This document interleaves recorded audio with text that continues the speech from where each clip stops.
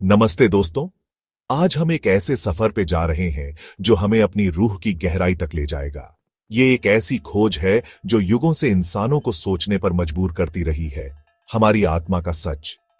जैन दर्शन के हिसाब से 6 बेसिक सिद्धांत हमारी आत्मा और उसके होने का मतलब समझने में मदद करते हैं। हमारे अंदर एक आत्मा है, एक कॉन्शियसनेस जो हमारे शरीर, मन और पर्सनैलिटी से परे है। यही हमारी असली पहचान है, जो शरीर और मन के बदलते रूप से अलग है। जैसे कुम्हार मिट्टी से घड़ा बनाता है, वैसे ही आत्मा शरीर और जिंदगी को आकार देती है। ये आत्मा ही है जो सब कुछ फील करती है, एक्सपीरियंस करती है और जानती है। मान लीजिए कि आपका शरीर एक मंदिर है और आपकी आत्मा उस मंदिर में रहने वाला भगवान है। इस भगवान को जानो, इसे महसूस करो और अपनी जिंदगी में इसकी ग्लोरी दिखाओ। जब आप अपनी आत्मा को पहचानते हैं तो आप जिंदगी को देखने का नजरिया बदल देते हैं। आप दुनियादारी के चक्करों से ऊपर उठ जाते हैं और अपने होने का असली मतलब समझते हैं। जैसे सूरज बादलों के पीछे छुप सकता है, लेकिन वो रहता तो है ही, वैसे ही आत्मा भी शरीर रूपी आवरण से ढकी हो सकती है, लेकिन वो कभी खत्म नहीं होती। ये जन्म और मृत्यु के चक्र से परे है। ये जान लो कि आप अमर हो, अनंत हो। आपका होना सिर्फ इस जिंदगी तक सीमित नहीं है। ये एक कंटिन्यूअस जर्नी है और हर जन्म एक नया चैप्टर है। इस अमृता को समझकर आपको जन्म और मृत्यु का डर नहीं रहेगा। आप जिंदगी को पूरी तरह जीने के लिए फ्री हो जाओगे, ये जानकर कि ये सफर कभी खत्म नहीं होता। हमारे विचार, बातें और काम कर्म बनाते हैं, जो हमारी आत्मा से जुड़ जाते हैं।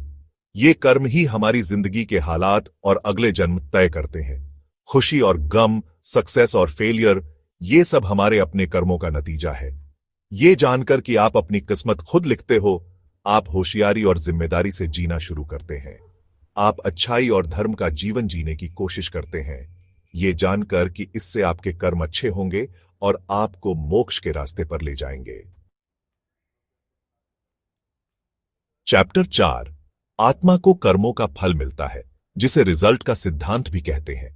जैसे बोया हुआ बीज फल देता है, वैसे ही हमारे किए हुए कर्म भी फल देते हैं। अच्छे कर्म अच्छे नतीजे लाते हैं और बुरे कर्म बुरे नतीजे। ये दुनिया का एक पक्का नियम है और ये नियम हमें न्याय और जवाबदेही का एहसास दिलाता है। ये समझ आपको जिंदगी की घटनाओं को नए नजरिए से देखने में मदद करती है। आप मुश्किलों को सीखने के मौके के रूप में देखना शुरू करते हैं और आप अपने कर्मों के प्रति सावधान हो जाते हैं। चैप्टर 5।